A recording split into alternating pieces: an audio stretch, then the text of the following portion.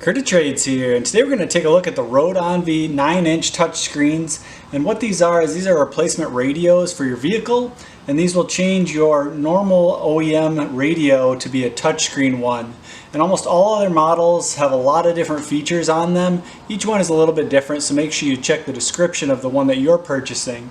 But most of them allow your car to be used with CarPlay and Android Auto, so it mimics your screen's phone up on the monitor here. It will display your maps on GPS. It has GPS built in. It works with your backup cameras, your controls on your radio, your controls on your steering wheel will work as well. They're all set up, and most of them are extremely plug and play. You literally unplug the wires from the back of your old radio, plug in the ones on this one, and it's set up and good to go. I'm going to go over how to install this product and then do a review of the different features of it and what my thoughts are on this product and if it's worth it or not. So everything you need will be included in the box, and the nice thing is if you do need help installing it or you're having an issue with your car, they were really good with the customer service when I was emailing them to figure out what was wrong and how to fix it.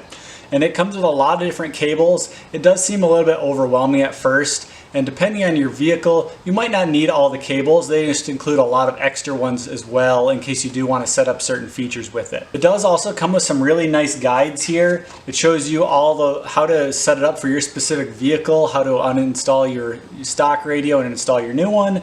It shows all the different wires that will be used and where they go to and what they are, and they're all labeled really nicely.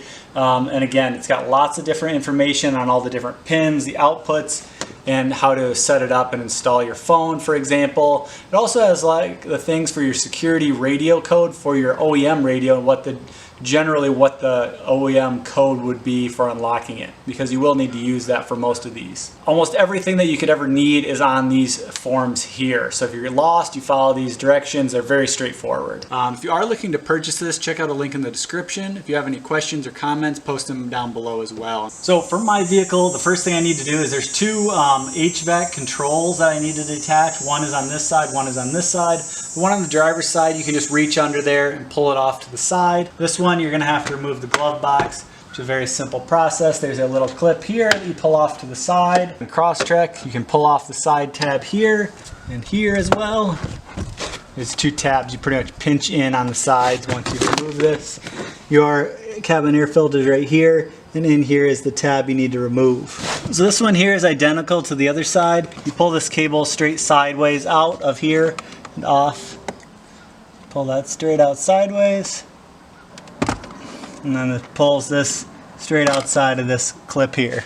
On the driver's side, you have to go up through here, and it's up in this area. It's hard to see with the camera, but it's the same as the other side. You pretty much pull it off to the side. Once you disconnect the two sides, you're going to want to use a pry tool and pry from the top here. If you don't have a pry tool, I have some good recommendations for ones in the link in the description. They're nice and cheap and easy to use.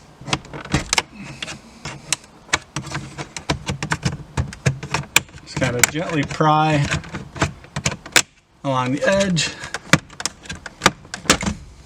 It'll pop loose like so. Next, you're going to want to disconnect your hazard button. Your hazard button you can push straight out from the back and then disconnect it. There's a little clip here. You're going to want to pull from this spot here.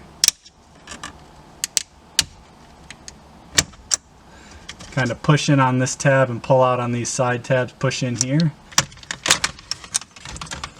Two clips that you got to loosen are these two here, and then there's 4 bolts that hold this on. The last 2 clips that hold are these 2 top ones, and that's how you get this off. You are going to need to take your vents off because these vents will go onto the new head unit. They're basically 4 little tabs here. And there's 2 on the top as well.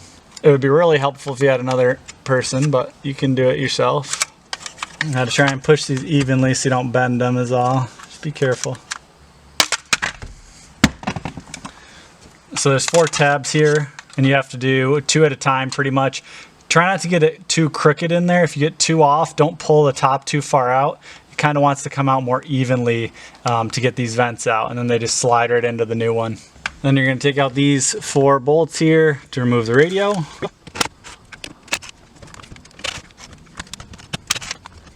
Then you're just going to unhook all the connections on the back of it. Once you unhook all the cables, you can pull your old radio out.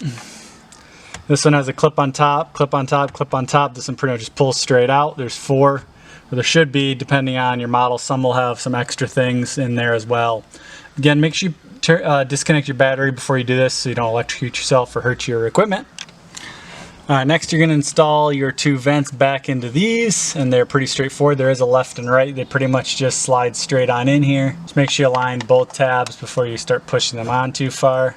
Just watch, because be careful with your screen too, but just watch, because the wheel likes to get pinched if you do this side too soon. So I would start with getting the wheel in first. Make sure they're all the way seated down on the back here.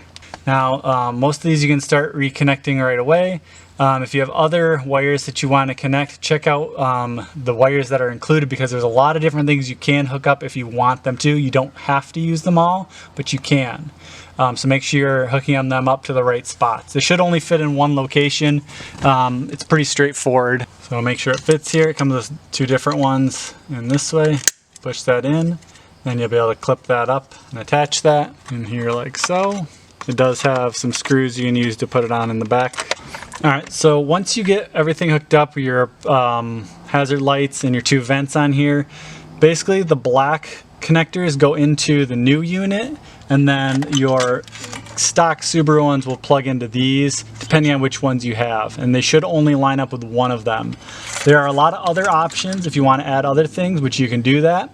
This is the simplest way that you would set it up. So before you attach everything and attach your HVAC, plug these in while it's up here. Turn your car on, see if it works, make sure it's working correctly. That way you don't have to take it off to get the wires or add anything else that you don't want to, because it is kind of tricky to change or add things once you have all this back on. It's not the easiest to get off. There's going to be 2 cables you do not use. This one here that came out of your old radio, and this one here. These you don't need for your new hookup. And again, this is really simple for this. You can hook up a ton of other things in here if you want to use the other wires, like RCA cables. You can hook up a backup camera, you can hook up a front camera and display it on there if you'd like to. It can also work with your existing backup camera if your car already had one.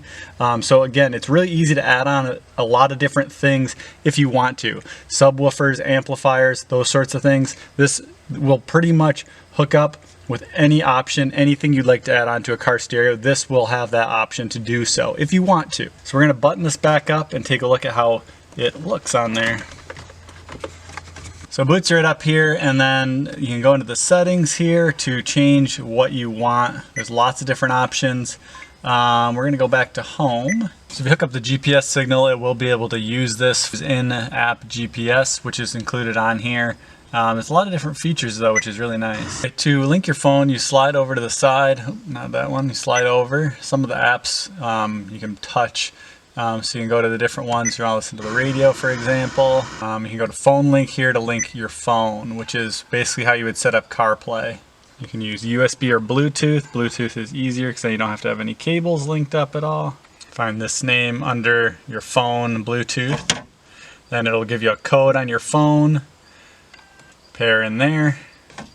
Then you have your CarPlay set up. This is really all I wanted this for, was to be able to do this. But again, the nice part is it does have a lot of other functions that you can use too. And the nice thing too is you can use the apps on your phone. You don't have to worry about using the inbuilt apps that the car has. It works great. All right, so the last thing to set up is your steering wheel controls, and you can go to your settings here, and then go to car settings, steering wheel settings here. And then you can hit the steering wheel keys, and then it will learn them one by one. So for mine, I have the volume up, and then you can choose what you want that to do. For example, if you wanted to do volume up for a short press, or you could do a long press as well. So you can do that for each individual key, and that way it will keep track of what your steering wheel controls do. All right, so once you get your hazard light and your HVAC hooked back up, you're going to want to make sure you hook up your hazard light with your connector before you pop this back in, and it basically just pushes straight back in. So overall, I think this is a really good head unit. It comes with a whole lot of features, and I think it's a really easy way to upgrade an older car. It uses GPS right out of the box, so it's got a lot of features built in.